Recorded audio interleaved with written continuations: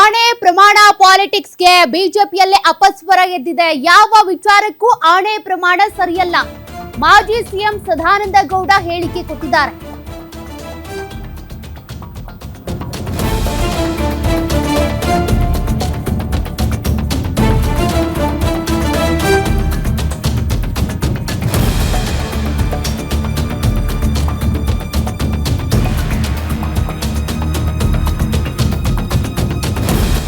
Cross voting ಮಾಡಿದವರ ಬಗ್ಗೆ ವರಿಷ್ಠರು ತೀರ್ಮಾನಿಸ್ತಾರೆ. ಧರ್ಮಸ್ಥಳಕ್ಕೆ ಕೆಲವರು ಬರ್ದೇ ಇದ್ರೆ ಅದು ಪಕ್ಷಕ್ಕೆ ಮುಖಭಂಗ. ಧರ್ಮಸ್ಥಳಕ್ಕೆ ಬಂದ್ರೂ ನಿಜ ಹೇಳ್ತಾರೆ ಅನ್ನೋ ಗ್ಯಾರಂಟಿ ಏನು? ಕಾರಣಾಂತರದಿಂದ ತಪ್ಪು ಮಾಡಿದ್ದೇವೆ ಕ್ಷಮಿಸು ಅಂದ್ಕೊಂಡ್ರೆ ಏನ್ ಮಾಡೋದಕ್ಕಾಗುತ್ತೆ? ಕೆಲವರು ಧರ್ಮಸ್ಥಳಕ್ಕೆ ಬಂದ್ರೂ ಆಣೆ ಮಾಡಲ್ಲ ಅಂತ ಹೇಳ್ಬಹುದು. ಎಲ್ಲರನ್ನೂ ಅನುಮಾನದಿಂದ ನೋಡುವಂತ ಸ್ಥಿತಿ ಬಂದ್ರೆ ಪಕ್ಷಕ್ಕೆ ಡ್ಯಾಮೇಜ್. ಅಂತವರಿಗೆ ಪಕ್ಷದ ಒಳಗೆ ವಿಜಯೇಂದ್ರ ಅಶೋಕ್ ವಾರ್ನಿಂಗ್ ಕೊಡಬೇಕು. ಬೆಂಗಳೂರಿನಲ್ಲಿ ಮಾಜಿ ಸಿಎಂ ಸದಾನಂದ ಗೌಡ ಹೇಳಿಕೆ ಕೊಟ್ಟಿದ್ದಾರೆ. ಯಾವುದೇ ಕಾರಣಕ್ಕೂ ಧರ್ಮಸ್ಥಳದಲ್ಲಿ ಆಣೆ ಪ್ರಮಾಣ ಬೇಡ ಅಂತ ಹೇಳಿದ್ದಾರೆ.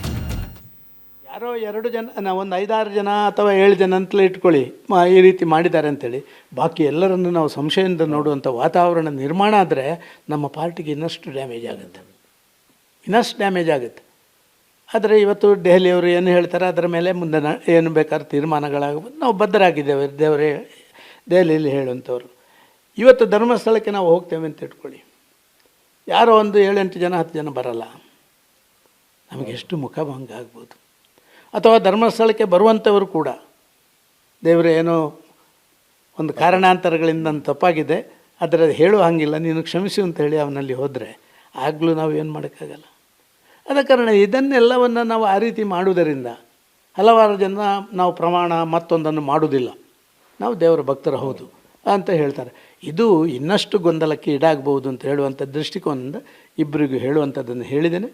ಏನು ತೀರ್ಮಾನ ತಗೊಳ್ಳಿಕ್ಕೆ ಅವರೇ ಜವಾಬ್ದಾರರು, ನಾವಲ್ಲ.